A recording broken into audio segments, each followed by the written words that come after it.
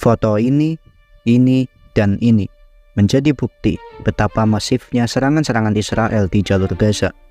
Mereka berdalih hanya membela diri atas serangan Hamas 7 Oktober lalu. Tapi faktanya kebanyakan serangan-serangan yang dilancarkan Israel justru mengarah pada warga sipil tak bersalah. Coba kamu lihat video ini.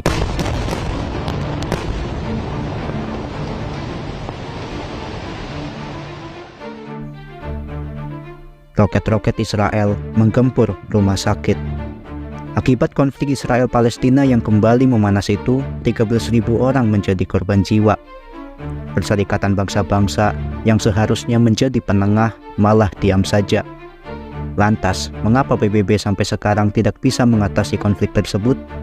Apakah ada keterlibatan Amerika Serikat dan Inggris yang menghalangi upaya PBB? Ya, mungkin dengan membahasnya lebih dalam kita bisa tarik benang merahnya.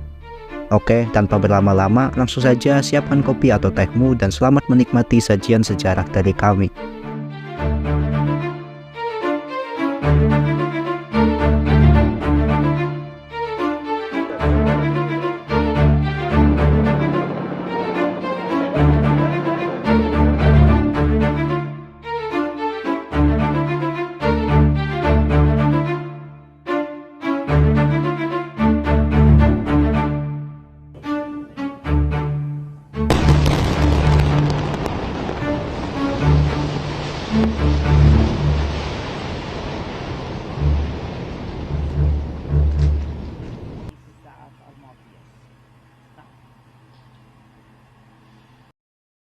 Perserikatan Bangsa-Bangsa atau PBB dibentuk pada tahun 1945, bertepatan dengan berakhirnya Perang Dunia Kedua. Tujuannya untuk mencegah konflik atau perang serupa terjadi lagi. Dibentuknya PBB juga untuk mengatasi masalah-masalah dunia.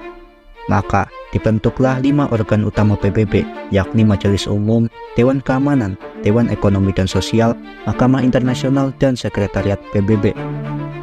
Nah, yang tugasnya mengurusi atau menengahi konflik-konflik dunia adalah Dewan Keamanan PBB. Tapi, mengapa Dewan Keamanan ini seakan diam saja dengan konflik Israel-Palestina ini?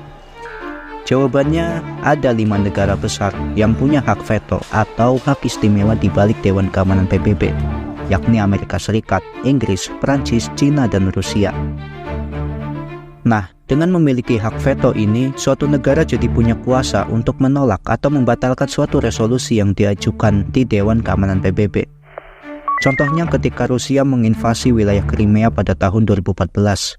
Kala itu, PBB mengecam aneksasi Crimea oleh Rusia dan meminta penarikan pasukan Rusia dari wilayah tersebut. Tapi, karena Rusia punya hak veto, Rusia bisa menolak resolusi PBB itu, sehingga PBB tidak bisa berbuat apa-apa dalam invasi Rusia di Crimea pada waktu itu. Maka tak jauh beda dengan konflik Israel-Palestina. Ada negara besar yang punya hak veto menggunakan kekuasaannya itu untuk menghalangi resolusi PBB dalam konflik Israel-Palestina ini. Pertanyaannya, negara manakah yang melakukan hal tersebut?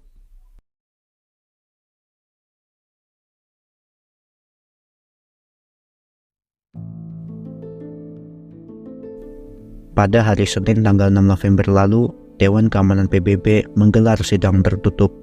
Sidang tersebut membahas resolusi gencatan senjata untuk menangani perang dan krisis kemanusiaan di Gaza. PBB menekan Israel Hamas untuk segera melakukan gencatan senjata demi memfasilitasi penyaluran bantuan kemanusiaan. Namun, Amerika Serikat dan Inggris yang sama-sama anggota tetap Dewan Keamanan PBB dan memiliki hak veto kompak menolak rancangan resolusi tersebut. Alhasil, PBB tak berdaya. Amerika Serikat dan Inggris tidak hanya sekali 2 kali menolak atau memveto resolusi PBB yang mengecam Israel. Tercatat sejak didirikannya Israel pada 14 Mei 1948, Amerika Serikat dan Inggris aktif terlibat dan memberi dukungan dalam setiap konflik yang menimpa sekutunya tersebut. Dilansir Al Jazeera, Amerika Serikat telah memveto resolusi PBB atas Israel sebanyak 46 kali, termasuk atas invasi Israel ke Lebanon Selatan serta aneksasi Israel atas dataran tinggi Golan Suriah. Bahkan Washington secara resmi mengakui kedaulatan Israel atas dataran tinggi Golan. dan mengakui kota Yerusalem sebagai bagian wilayah teritori Israel pada tahun 2019. Sementara Inggris juga tak kalah aktif dalam mendukung Israel, bahkan menjadi salah satu pelopor berdirinya Israel. Sejak dicetuskannya Deklarasi Balfour pada tahun 1917, Inggris memegang peran penting dalam pembentukan negara Zionis tersebut.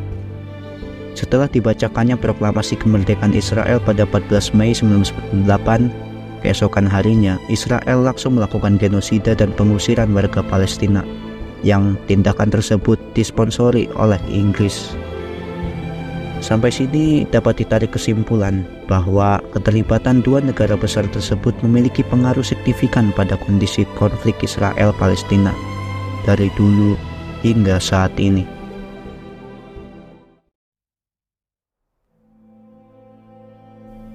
Dalam sidang PBB pada tahun 1947, dibahas resolusi 181 yang menggagas solusi dua negara. Solusi dua negara atau yang dikenal Two-State Solutions ini adalah membagi tanah Palestina untuk kedua negara. Namun lagi-lagi resolusi gagasan tersebut ditolak. Alasannya, pembagian wilayahnya dianggap sangat tidak adil, yaitu bagi Palestina hanya 43,5% dan Yahudi 56,5% dari seluruh tanah Palestina. Dengan ini, masalah utama dari konflik Israel-Palestina adalah pencaplokan wilayah atau yang disebut juga dengan aneksasi. Saat ini solusi dua negara atau Two-State Solutions itu kembali menjadi pembahasan di sidang PBB. Banyak negara yang menggagas solusi tersebut dan mendesak Israel-Palestina untuk segera gencatan senjata. Tapi lagi-lagi upaya mencari solusi itu gagal karena kepentingan beberapa pihak yang berkuasa.